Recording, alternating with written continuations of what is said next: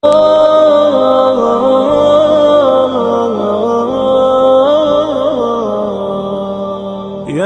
حامل القرآن. Bismillah, Assalamualaikum warahmatullahi wabarakatuh. Waalaikumsalam warahmatullahi wabarakatuh. Alhamdulillah, alhamdulillahi hamdan katsiran thayyiban mubarakan fih kama yuhibbu rabbuna wa yarda.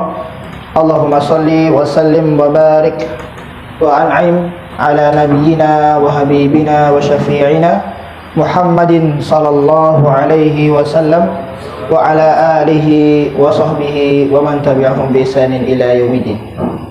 Asyhadu an la ilaha illallah wahdahu la syarika lah wa asyhadu anna Muhammadan abduhu wa rasuluh la nabiyya wa la rasulahu ba'dah.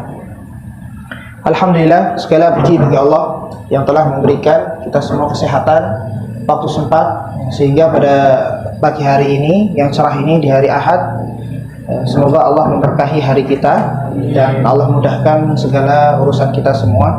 Tentunya kita seorang hamba mensyukuri dan terus berharap serta berdoa agar apa yang telah kita lakukan selama ini, usaha kita, ikhtiar kita, semua dicatat oleh Allah Subhanahu wa taala dengan amal soleh.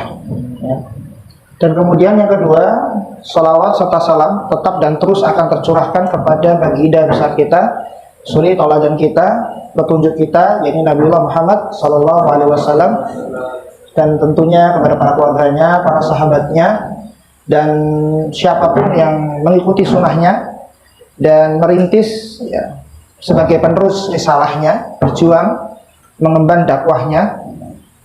Dan kita pun terus berdoa agar kita mendapat syafaat beliau di yaumul qiyamah kelak. Alhamdulillah, santri-santri Al-Fatih yang Allah muliakan, pada kesempatan kali ini kita akan masuk pelajaran tafsir atau tadabbur Al-Quran lebih tepatnya. Kemarin kita telah membahas surat Al-Bayyinah, surat Al-Bayyinah Al-Qadr terus kemudian baru surat Al-Alaq. Sekarang surat Al-Alaq. Kalau Al-Bayyinah ia membahas tentang bukti yang nyata, ada Rasulullah, ada Al-Quranul Karim. Al-Qadr membahas tentang kapan turunnya Al-Quran.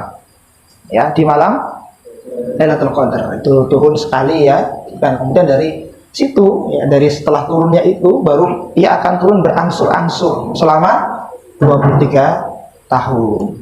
Jadi lama proses Al-Quran itu hingga nanti sampai nanti Khalifah Abu Bakar dikumpulkan, kemudian nanti ada Khalifah Utsman diresmikan dengan Rasul Utsmani, dan terus dikembangkan dengan para masyayikh dan ahlul qiraat dan kemudian diturunkan, diajarkan dari asatid kita, para masyayikh kita hingga kepada kita. Alhamdulillah Allah mudahkan Al-Quran. Makanya salah satu bentuk dari menjaga Al-Quran adalah kita menghafalkannya. Menghafalkan dengan bukan hanya dengan teksnya tetapi artinya, tadabbur, pemahamannya. Nah, maka ini menjadi hal yang penting. Jangan sampai kalian ini kan sudah hafal surat Al-Alaq tapi tatkala suruh menjelaskan tentang surat Al-Alaq kita tidak tahu. Minimal tahu artinya.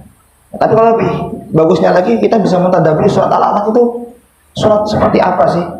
Bagaimana orang tidak mengetahui? Surat Al-Alaq adalah wahyu pertama. Wahyu pertama.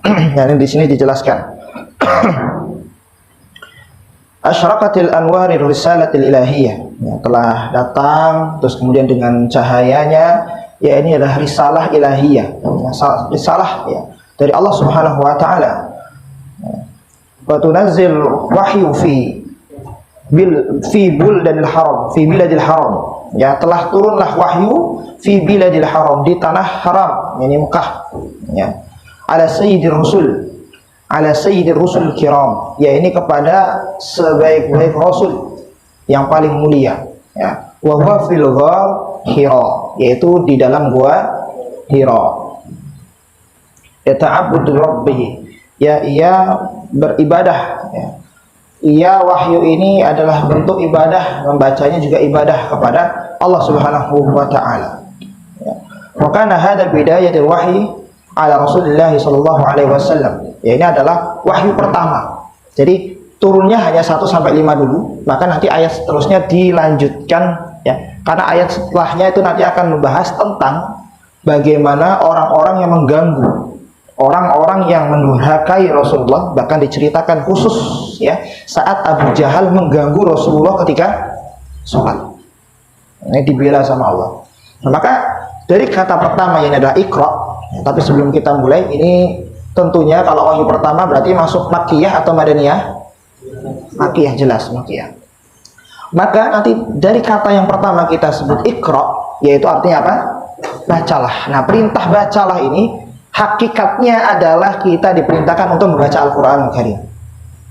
Walaupun tetap di situ sifatnya umum, tidak tertulis baca Quran. Jadi baca apa saja, karena membaca adalah jendela dunia. Apa gimana itu? Membaca adalah jembatan ilmu. Jadi dengannya membaca itu kita mengetahui.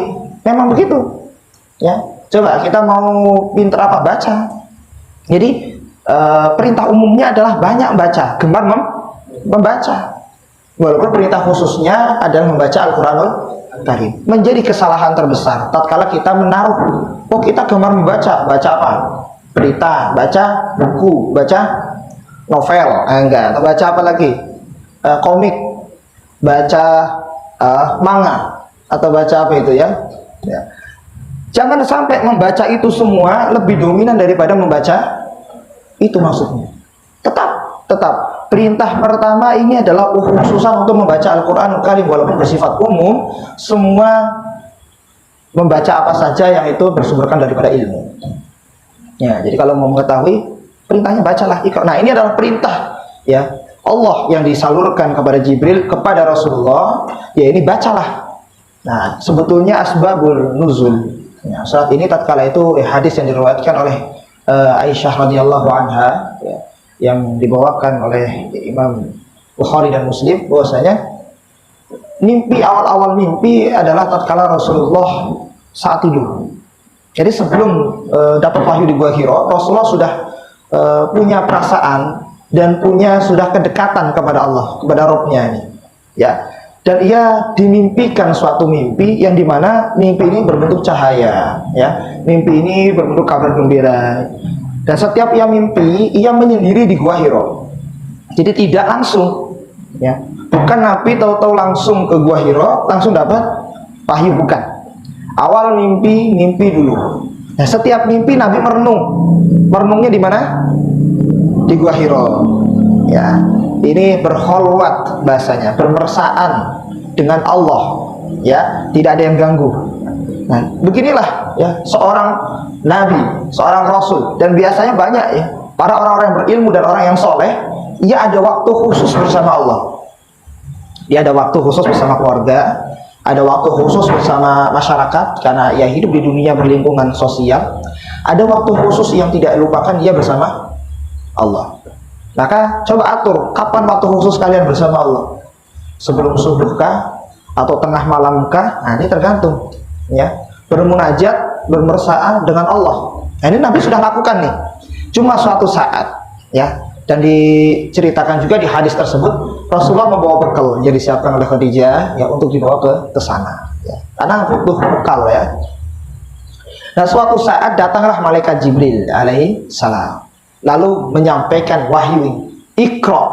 Tentu Nabi tidak bisa baca ya, bukan berarti Nabi buta huruf ummi ya, buta huruf tidak bisa membaca tekstual seperti itu, bukan. Nabi seorang pedagang, pastinya mahir membaca dan mahir menulis. Akan tetapi bukannya Nabi bukan seperti itu, tetapi ummi di sana adalah Nabi bukan termasuk orang-orang yang sering membaca kitab-kitab terdahulu. Kenapa demikian? Bahwasanya Allah ingin memilih seorang nabi yang murni, yang tanpa pikirannya terkontaminasi dengan kisah-kisah, dengan cerita terdahulu, dengan ajaran-ajaran kitab terdahulu. Ya, jadi maksudnya Nabi ummi, ya, walaupun ada dua pendapat, memang dia tidak bisa baca huruf, tapi ada juga yang berpendapat Rasulullah tidak pernah itu membaca kitab-kitab ya. Dia murni, dia mengetahui agama-agama terdahulu. Rasulullah mengetahui kisah-kisah terdahulu tentang Nabi Musa dan lain sebagainya. Itu murni daripada Al-Quran. Makanya Nabi tatkala menjawab sesuatu, melangkahkan sesuatu, mengambil keputusan itu berdasarkan Al-Quran, berdasarkan perintah Allah. Wa ma yantiqu anil hawa, in huwa illa wahyu yuha. Bukan atas hawa nafsu Nabi, tetapi memang ada landasannya. Ya, maka Nabi bukannya mengarang ini Al-Quran, bukan. Memang Al-Quran ini disediakan oleh Allah Subhanahu wa Ta'ala kepada orang yang ditunjuk yang ini murni, tidak mengetahui. Sehingga betul-betul Al-Quran menunjukkan sebuah keajaibannya. Iqra, saya tidak bisa baca. Ma'ana biqari, kata Rasulullah. Kembali lagi, Jibril memaksa dengan mendekap, memeluknya dengan erat. Iqra, bacalah. Ma'ana biqari, saya tidak bisa membaca. Diulang sebanyak 3 kali. Lalu Jibril mengatakan, Iqra bismi rabbikal ladzi khalaq. Bacalah dengan menyebut nama Tuhanmu yang menciptakan segalanya. Di sini hikmah yang bisa kita ambil, tadabburnya adalah, jadikan Allah adalah tenaga, Allah adalah sumber kekuatan terbesar dalam kehidupan kita. Lalu Nabi bisa membaca, Iqra bismi rabbikal ladzi khalaq, khalaqal insana min 'alaq, dan seterusnya. Bisa membaca. Setiap Jibril mentalakikan Al-Quran kepada Rasulullah, Rasulullah langsung nyambung, Rasulullah langsung paham. Karena ia membaca, ia melakukan itu semua, ya, bersandarkan kepada kekuatan Allah. Bismi rabbikal ladzi khalaq. Maka hadis itu jelas Rasulullah bersabda, kullu amrin kulladzi balin, ya, kullu kalamin, ada juga kullu amrin kulladzi balin la yuftahu, atau juga ada riwayat lain la yubda'u bismillahirrahmanirrahim wa huwa abtar wa huwa aqta.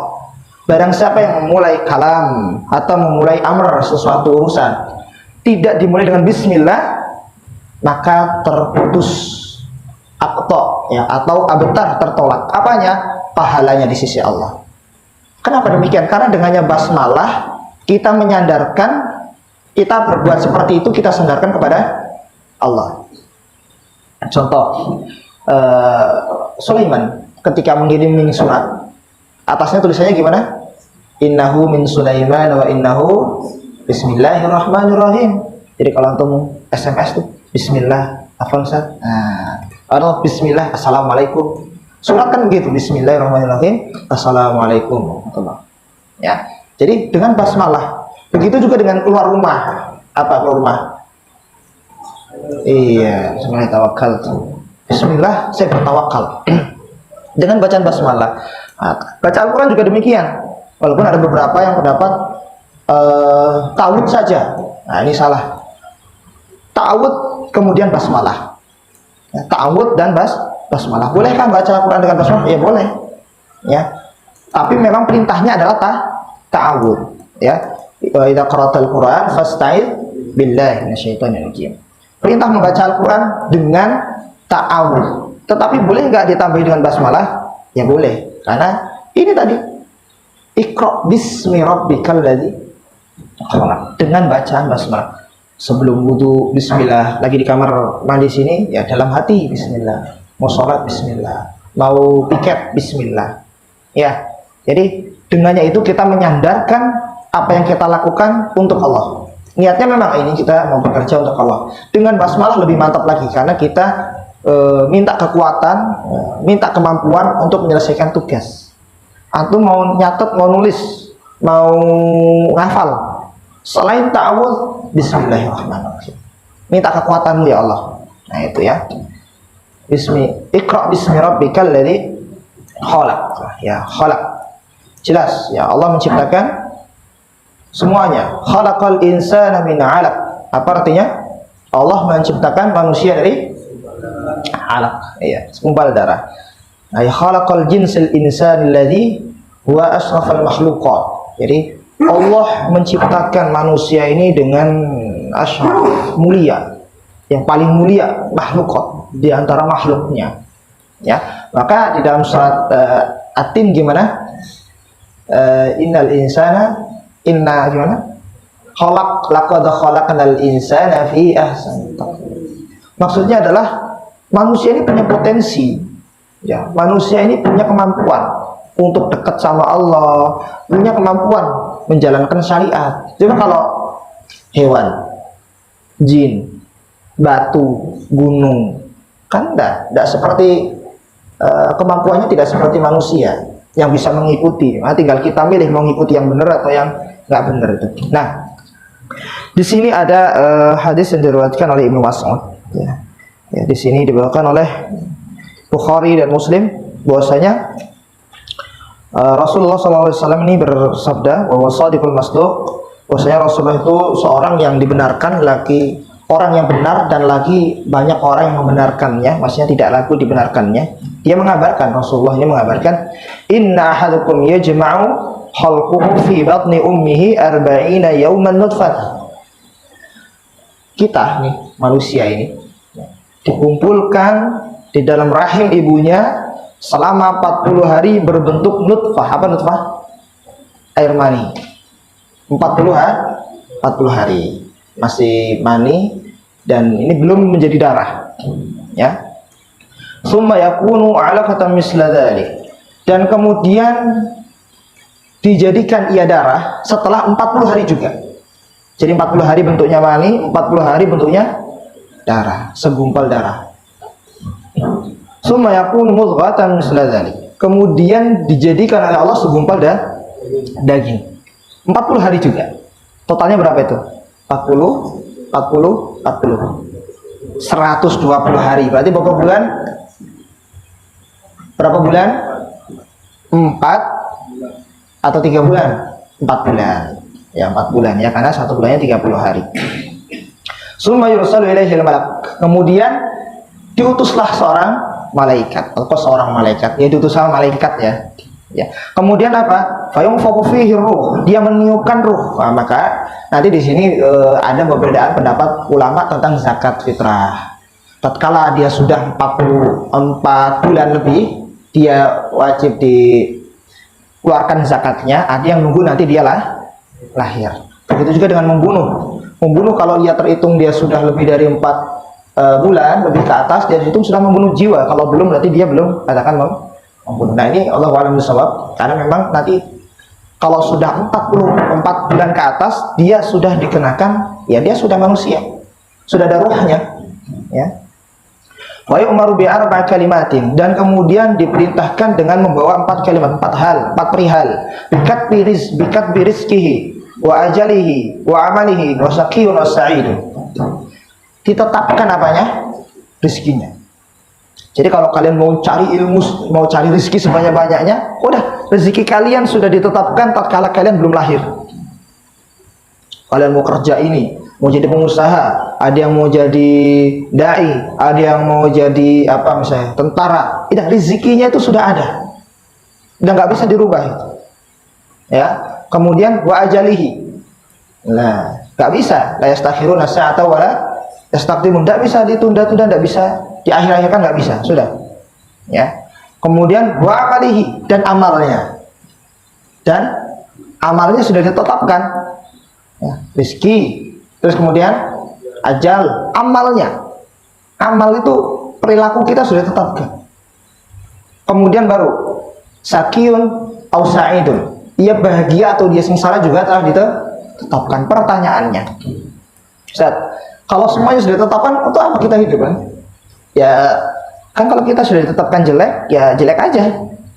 Kalau kita sudah ditetapkan amal begini, ya begini saja, karena memang sudah ditetapkan seperti ini. Ayuhal ikhwah, Allah menetapkan sesuatu amal, dan Allah menetapkan takdir tadi bahagia maupun sakiyun atau sa'id, bahagia atau sengsaranya, itu pasti dihadapkan dengan sebuah pilihan dalam hidup kita. Paham gak? Tatkala kita hidup, pernah nggak kalian menyadari, dan pasti ya, kalau saya juga banyak sudah merasakan, kalian hidup dipilihkan 2 atau 3 atau bahkan banyaknya sebuah pilihan. Pernah nggak kalian merasakan itu? Kalian lagi menjalankan hidup, di situ ada pilihan-pilihan yang kalian harus jalani. Tahu? Pernah merasakan itu? Sedangkan setiap kalian memilih satu pilihan dan kalian meninggalkan pilihan yang lain, pasti nanti akan ada risiko yang kalian ambil. Paham di sini? Nah, Allah sudah mendesain, Allah sudah memperkirakan semua jalan yang disediakan di hadapan antum semua. Tinggal kita memilih yang A dengan konsekuensinya, atau B dengan konsekuensinya, atau C dengan konsekuensinya. Paham? Itulah maksudnya Allah telah menentukan amal. telah menentukan baik ia sengsara maupun sa'id. Ya. Tetapi Allah pasti tujuannya baik, hanya kitanya terkadang salah milih. Paham di situ? Ya, kok saya memilih yang biasalah, tidak mau ribet misalnya, senang-senanglah di dunia. Dia akan memilih jalan itu, sehingga resiko dan itunya yang ia akan hadapi gitu. Saya akan milih seperti ini, yaitu jalannya, di amalnya seperti itu, maka Allah akan menuntunnya. Nanti akan ada pilihan lagi, dan pilihan tidak hanya satu kali datang dalam sebuah kehidupan. Pasti ada pilihan. Karena hidup itu pilihan. Ya, karena hidup itu pilihan. Kalian dilahirkan dari banyaknya sperma, yang masuk cuma satu. Kalian ini terpilih, kalian adalah pemenang.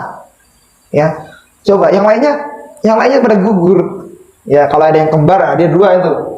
Ya, kalau kalian ini satu ini.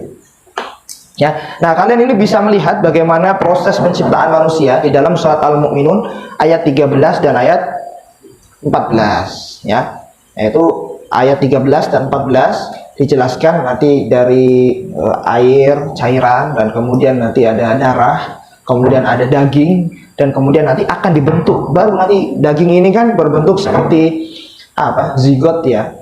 Bayi kecil yang belum disebut bayi sebetulnya ya. Terus kemudian nanti akan dibentuk nih, mirip siapa? Ibunya, atau mirip bapaknya, atau mirip tetangganya. Enggak juga, enggak boleh. Tetangganya bahaya ini, ya. Enggak. Itu nanti akan dibentuk baru nanti, ya. Makanya disitulah kekuasaan Allah Subhanahu Wa Taala. Tentunya tadabbur kita tentang ini adalah ibu, ya, ibu. Ibu adalah sumber utama daripada kebaikan. Seluruh kebaikan ada di ibu, ya. Maka ada sahabat yang bertanya, "Ma ahaqqun nas ya Rasulullah? Man ahaqqun nas? Siapa yang aku lebih berhak atas manusia? Bi husni sahabati." Kebaikan yang aku berikan kepadanya di antara manusia, ya. Man ahaqqun nas bi husni sahabati. Siapa? Kata Rasulullah, maka umuka, ibumu. Yang kau harus bakti kepadanya ibumu. Yang kau harus banyaknya kebaikan yang kau berikan ibumu. Summa qala man qala summa umuka. Siapa lagi? Ya ibumu. Qala summa man qala summa umuka, sampai 3 kali kan hadisnya begitu. Qala summa man qala summa abuka. Yang terakhir baru kasih satu aja, baru bapakmu. Karena ibu itu masya Allah mengandung itu fi dulumatin salah, kata Allah, di dalam 3 kegelapan. 3 kegelapan itu ya perut ini, di dalam perut, kemudian di dalam rahim, kemudian di dalam apa lagi gitu katanya, ada lapisan, ada 3 lapisan, ya. Hamil rasanya berat nggak? Susah nggak? Melahirkan berat, susah nggak? Nyawa ya taruhannya ya. Terus kemudian mengasuh, menyusui dia harus makan banyak, kalau nggak keserot ya ibunya yang kurang gizi nanti. Terus mengasuhnya, waduh luar biasa ya. Jadi tadaburnya adalah perhatikan ibu kalian, ya. Jangan sampai kita menurhakai ibu kita. Maka kata Allah Subhanahu Wa Taala, wala taqul lahuma uffin. Jangan sampai berkata saja tidak boleh, apalagi bentak, ya. Wala taqul lahuma uffin wala tanharhuma wa qul lahuma qawlan karima. Memang tidak ada dalil untuk memukul, jangan mukul orang tua, nggak ada. Ya, itu dah mafhumul mukhalafah dah. Jadi berkata saja nggak boleh, menyakiti hati saja nggak boleh, apalagi memukul. Jangan berarti wah nggak ada Ustaz perintah untuk melarang memukul orang tua, ya kita nggak berkata tapi mukul, nggak juga gitu ya.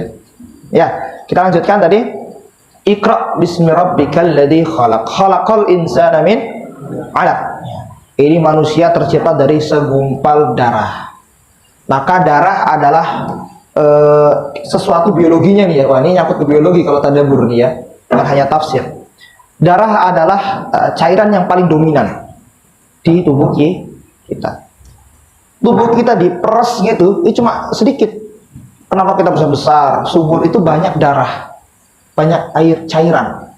Ya, kalau darah ini berkurang maka ya udah seperti baterai lemah itu. Ya, makanya kayak Iqbal gitu harus dimasukin darahnya. Ya, Iqbal lagi sakit, ya, doakan biar cepat sembuh ya.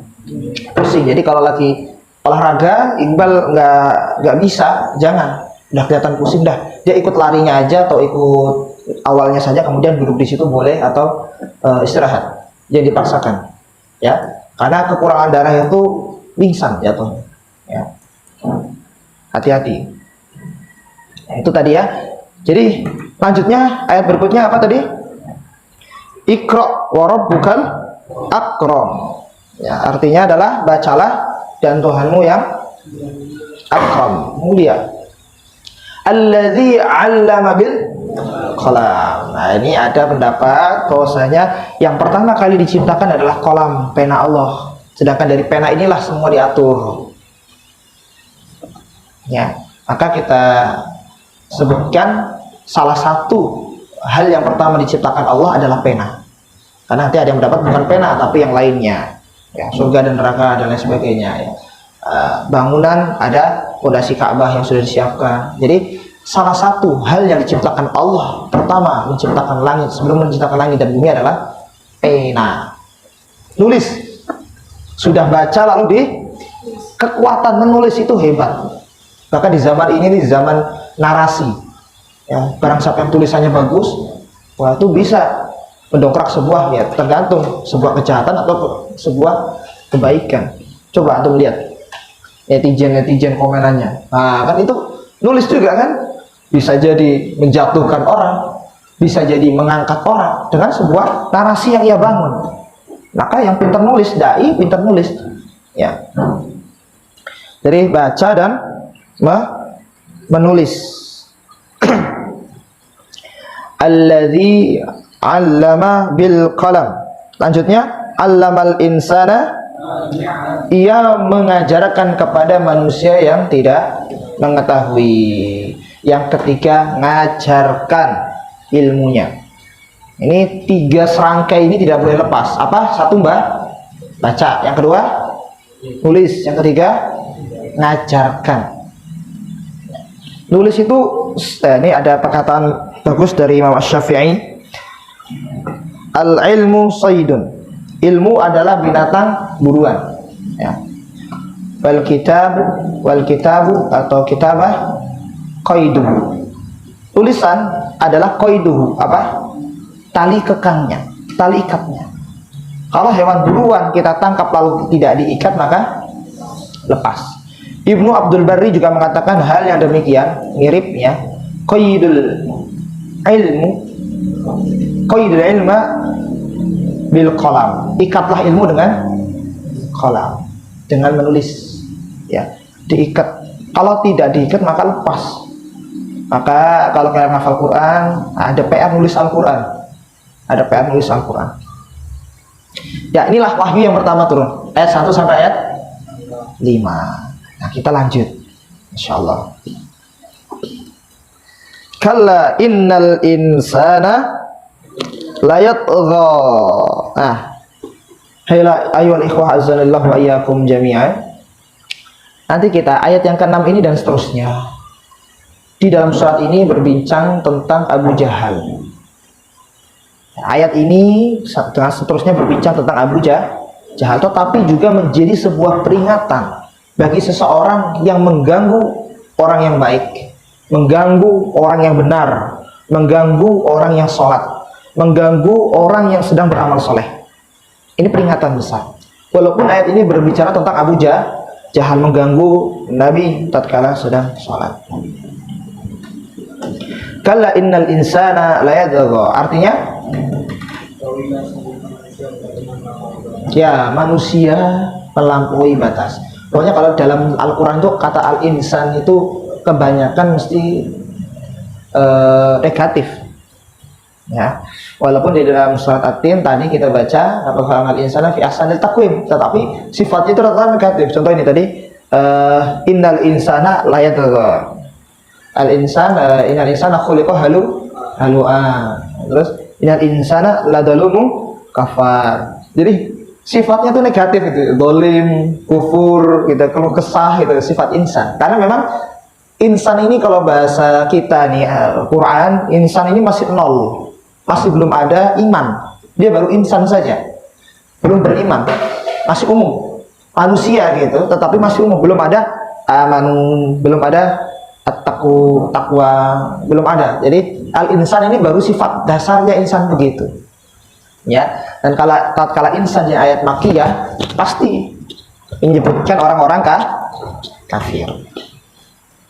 Ar-ra'ahus Tagna, ia merasa cukup. Ini bukan berarti apa-apa Ustaz, kita hidup sederhana, cukup. Bukan. Merasa cukup di sini, merasa cukup yang jelek. Alhamdulillah saya sudah belajar 2 tahun mondok, sudah cukup, saya nggak akan belajar lagi. Merasa cukup deh. Amal soleh saya sudah banyak. Ya. Sedekah, Pak, saya kemarin sudah sedekah kok. Cukup. Merasa cukup. Nah, cukup ini yang membahayakan, karena kan akhirat itu kan negeri yang kita tidak tahu. Iya enggak? Ada yang tahu di sini tentang akhirat? Tidak tahu. Mungkin dia merasa cukup ya, oh gampang akhirat nanti bisa ya, kayak Abu Lahab ya. Ya. Nanti ada anakku, ada hartaku, ya kan? Coba. Ma'agna anhu maluhu wa ma kasab. Ma'agna anhu maluhu wa ma kasab. Nanti ada malku, ada hartaku, ada kasab. Kasab ini keturunan-keturunanku. Ada, tenang, santai aja di akhirat, gampang lah. Diancam Rasulullah, diancam Allah masuk neraka, tenang. Sudah cukup. Ya. Nah, ini merasa cukup yang jelek ini, ya. Merasa cukup tentang kebaikan, merasa cukup tentang amal soleh, ini nggak boleh, ya. Harus kurang, harus kurang. Inna ila rabbika, sesungguhnya akan kembali kepada Allah Subhanahu wa taala. Ya, jadi ya jangan sampai merasa cukup lah. Bahkan kita merasa kurang. Bekal kita ini sudah cukup belum di kehadapan Allah? Ya, itu merasa kurang. Ini introspeksinya. Nah, nanti penyakitnya baru lanjut ini. Seperti orang-orang Quraisy dulu, merasa cukup, merasa benar, tidak mau belajar lagi. Seperti thalabul ilmi ini, kalian tidak boleh belajar hanya 1 ilmu, 2 ilmu, tidak. Ilmu yang banyak, semakin banyak guru yang soleh tentunya, yang soleh, yang lurus, ya. Seorang mursyid yang baik, kalian perbanyak itu. Ya, bukan hanya cukup 1 saja selesai, tidak. Banyak, gali. Ya, tatkala di situ kalian akan mendapat sebuah perbedaan. Oh, ternyata ahli ilmu ada perbedaan masalah ini dan itu. Ada juga dalam masalah ini mereka pada sepakat dan lain sebagainya. Ini kalian akan belajar lebih banyak dibandingkan hanya punya sedikit ilmu. Ara'aital ladzi yanha, artinya orang yang mengganggu. Bagaimana pendapat kalian itu? Orang yang mengganggu, orang yang melarang. Ya, abdan idza shalah, seorang hamba yang sedang apabila lagi sholat. Jadi disinilah baru keluar asbab nuzulnya. Tatkala itu memang Abu Jahal udah keting itu apa keting? Sudah jengkel kepada Rasulullah nih, diapa-apain enggak ini. Dan Rasulullah ini mau melaksanakan sholat di Ka'bah. Di tengah-tengah kaum Quraisy yang di sana. Bahkan Darun Nadwah itu kantor parlemen. Musyrikin Quraisy, Darun Nadwah. Ada markas besarnya ya, sering rapat di sana, rencana-rencana di sana. Itu kan dekat dengan itu. Dan Rasulullah ingin sholat di Ka'bah. Dilarang ya. Kata Abu Jahal, pokoknya ya, di beberapa hadis menjelaskan kalau nanti ada riwayat Abu Hurairah, ada riwayat Ibnu Abbas. Kalau Muhammad ini sholat di sini, wah nanti saya akan saya akan injek lehernya, saya akan ganggu. Kalimatnya saya akan ganggu ya. Akan ganggu si Muhammad ini. Ya, ini azam atau tekadnya daripada Abu Jahal. Ara'aita in kana 'alal huda au amara bid, apa pendapatmu kalau yang kau ganggu itu sebetulnya dia di atas petunjuk dan dia posisinya adalah kebenaran. Jadi mengganggu atau melarang orang yang benar, mengganggu atau mencegah perilaku kebaikan. Apa pendapatmu? Yang kau cegah itu orang yang mendapat petunjuk, orang yang lebih benar dari kamu. Gitu. Ya, ini ada dialog Al-Quran Karim. Ya, au amara bit taqwa, atau memerintahkanmu ke dalam ketakwaan. Ara'aita in kadzdzaba wa tawalla. Ini artinya bagaimana? Nah, bercerminlah. Dia orang yang dalam petunjuk, menyuruh kepada kebaikan, menjalankan sebuah amal soleh. Sedangkan yang melarang itu adalah orang yang mendustakan. Alam ya'lam bi annallaha, dan Allah itu sudah melihat tuh. Allah sudah tahu. Ya. Nah, ini kalla la illam yantahi lanasfa'am bin nasih. Artinya sekali-kali tidak, la illam yantahi lanasfa'am bin nasiyah. Artinya Ya, ditarik ubun-ubunnya nanti. Jadi ceritanya begini, saat itu memang Abu Jahal sudah bilang begitu, Rasulullah lagi sholat. Ya. Nah, Abu Jahal ini ya otomatis kan sudah bilang ke beberapa orang, oh nanti saya pokoknya ganggu kalau Muhammad sholat di sini. Ya ganggu itu. Dia sudah mau mengganggu, ya mau dekat, tetapi tidak jadi, tidak jadi. Di sini dikisahkan ya, tidak jadi. Ya tidak jadi dekat. Ya, bahkan ia ke belakang mundur. Wah, ditanya sama orang-orang Quraisy, "Malaka ya ya Abul Hakam?" Namanya memang Abul Hakam, cuma dipanggil dengan Abu Jahal. "Malaka ya Abu Jahal, malaka ya Abul Hakam?" Apa yang terjadi denganmu? Jadi pas mau dekati Rasulullah, belum dekat sudah mundur. Wah, terus kemudian Abul Hakam ini, Abu Jahal ini menjelaskan, "Laqad ra'aitu baini wa baina Muhammad khandaqan." Aku melihat khandaqan minnar, melihat parit dari api. Wah, antara aku dengan Muhammad, masya Allah, ngeri ya. Waraitu ajnihatan wa haulan. Jadi aku melihat sayapnya yang masya Allah, yang siap-siap menyerang orang yang mengganggu Nabi Muhammad itu. Maka sekalian ditantang sama Nabi ya. Kalau kamu akan dekat, maka malaikat akan mencabik-cabik ini ya. Maka disitulah Abu Jahal mundur tanpa ia sadari, langkahnya mundur, wah, dan ubun-ubunnya itu tertarik. Ya. Baik nanti ditarik di sini maupun ditarik di neraka. Ya. Di sini ada nih, nasiyatin kadzibatin, yaitu ubun-ubunnya siapa? Kadzibatin khati'ah. Siapa itu? Abu Jahal. Ya, falyad'u nadiyah. Wah, ditantang kan tadi kita bilang. Udah nggak usah antum saja Abu Jahal. Kalau mau ganggu saya, semua suku Quraisy bawa untuk ganggu saya lagi sholat sini. Ya. Falyad'u panggil semuanya. Sanad'u. Saya punya malaikat Zabaniyah nanti. Wah, nggak apa-apa, nggak sendiri, banyak orang, tapi nanti ada malaikat Zabaniyah nanti yang siap-siap. Apa itu malaikat Zabaniyah? Dia penjaga neraka. Saat kan penjaga neraka itu malaikat Malik, Sat. Iya, malaikat itu nggak cuma 10. Ya, kalian tahu nama malaikat yang penjaga ars, muter-muter mengelilingi ars juga ada malaikat kan? Malaikat itu banyak.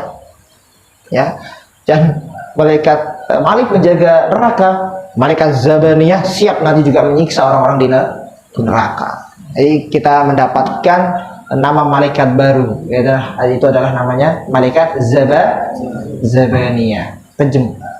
Hati-hati sama malaikat Zabaniyah.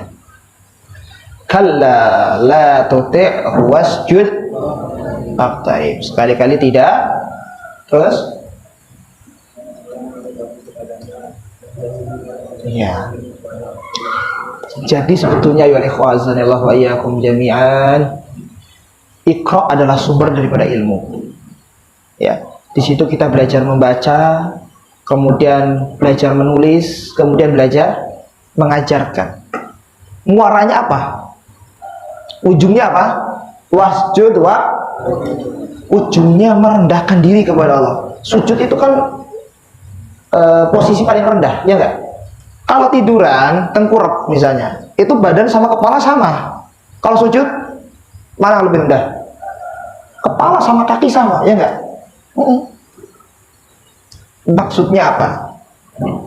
Orang yang ikra, orang yang menulis, orang yang mengajarkan, itu muaranya harus pada wasjud waqtarib.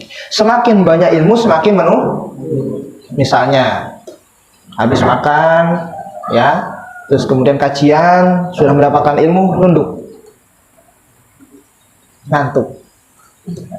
Kan semakin berilmu menunduk, Ustaz? Enggak, ya. Maksudnya adalah merasa dirinya itu rendah diri kepada Allah, rendah hati kepada Allah. Dirinya bukan siapa. Nah, ini yang jarang. Di zaman ini yang sulit dicari. Seorang makin berilmu, memiliki wawasan, memiliki pengetahuan, faham ilmu, harus semakin sujudnya banyakin, harus semakin ibadahnya banyakin, waqtarib, dan semakin dekat kepada Allah. Nah, ini adalah muara daripada itu semua.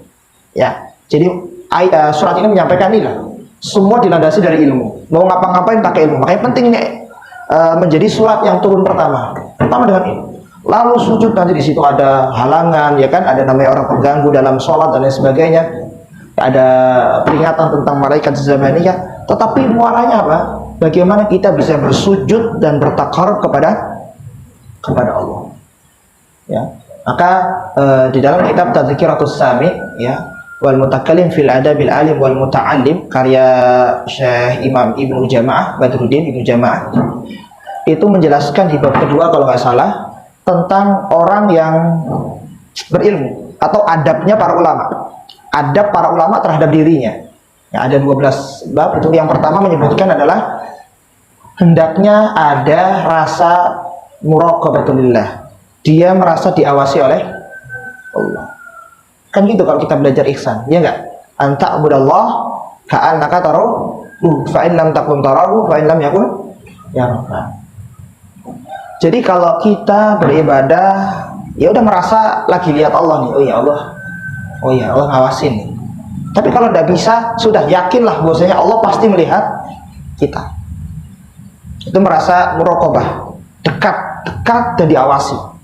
Itu orang berilmu, karena pakai kacamata ilmu, bukan pakai kacamata kuda. Lurus saja, enggak, kacamatanya kacamata ilmu. Ya. Jadi di sini kita bisa dapatkan banyak sekali manfaat, ya. Bahwasanya orang yang banyak membaca, ya, ini adalah dia mengambil sumber daripada ilmu. Tapi bukan hanya dibaca, ya, tapi juga dipahami. Maka baca saja tidak cukup. Kalau kita ada istilah tilawatul Quran, ada istilah qiraatul Quran. Apa bedanya? Kalau di dalam bahasa Arab, tilawah itu bukan hanya membaca. Kalau qiraah, baca aja, yang baca. Tapi kalau tilawah, berarti perintahnya adalah utlu, ya, itu bukan hanya dibaca tetapi dipahami, ya, tilawah. Maka sebenarnya kalau kita ada acara di Indonesia kan biasanya ya tilawah yang akan disampaikan oleh, ya kan, itu sebetulnya bukan hanya tilawah, harusnya tilawah itu beserta artinya, beserta pemahamannya. Nah, kalau qiraah yang akan dibacakan, nah itu baru baca aja.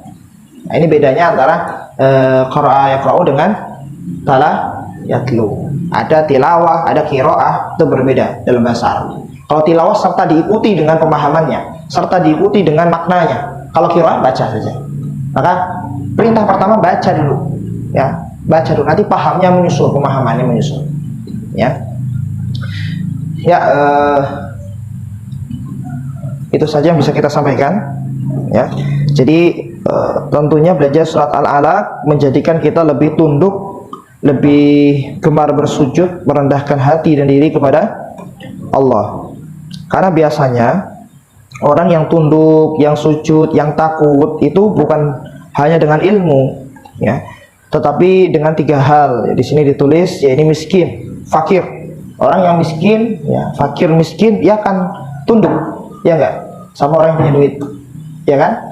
Nih, kasih duit kamu tunduk, gitu kan? Terus kemudian orang yang sakit, marid, ya kan tunduk. Nih, minum obat 5 kali sehari. Nah, dia tunduk itu kan, dia sakit.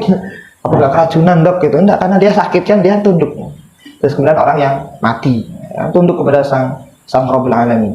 Nah, tetapi bukan hanya 3 itu, bukan hanya dengan miskin kita tunduk, bukan karena kita sakit kita tunduk, ya. Tetapi kita tunduk karena ilmu. Kita punya ilmu, kita tunduk kepada Allah. Ya, itu saja yang dapat kita sampaikan. Alhamdulillah, semoga yang sedikit ini bisa menjadikan ibrah buat kita, dan kita bisa menjadi orang yang gemar membaca, gemar belajar, dan serta mengajarkan ilmu kita. Dan Allah tetapkan kita atau takdirkan kita menjadi orang yang tunduk kepada Allah, orang yang takut kepada Allah. Amin, amin, amin. Mari kita akhiri dengan hamdalah dan doa kepada majelis. Aqulu qouli hadza astaghfirullah wa lakum. Assalamualaikum warahmatullahi wabarakatuh.